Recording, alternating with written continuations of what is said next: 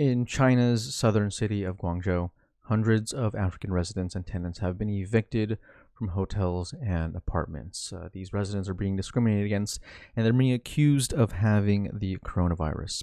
In an article from the BBC, a Nigerian student in Guangzhou said that these African tenants are paying their rents on time, and these landlords are cashing checks, but they are chasing these residents out.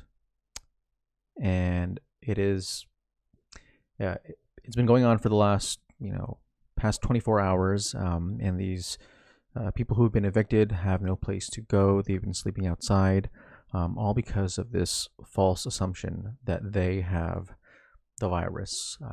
While some people have been evicted, there are also others who have been forced into quarantine with no further knowledge about when they're going to be released.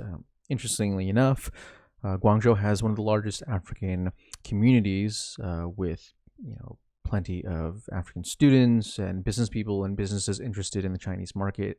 But what I find ironic is that the treatment of these innocent African residents mimics the racist and anti-Asian treatment that we've been seeing around the world, with Asians being stabbed and kicked out of restaurants and establishments, or that story of the Asian woman who was a victim of an acid attack. This all boils down to this core flawed and racist belief that your race and your level of risk to this virus are intertwined. It's this ridiculous logic that says that a disease like COVID-19 transmits faster through Chinese or Asian or immigrant or African blood. Fun fact, none of that is true. Whether it's SARS, Ebola, or coronavirus, these viruses are colorblind.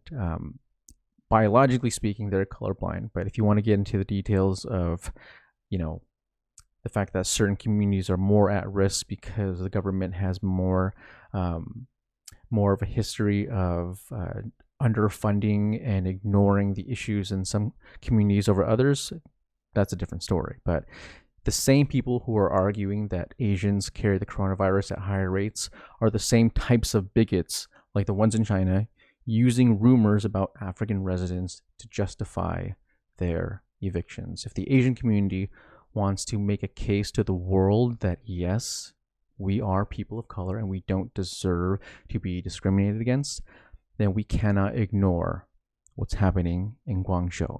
If we won't tolerate this behavior when it's done to us, then we shouldn't tolerate this behavior when our own people are doing it to somebody else.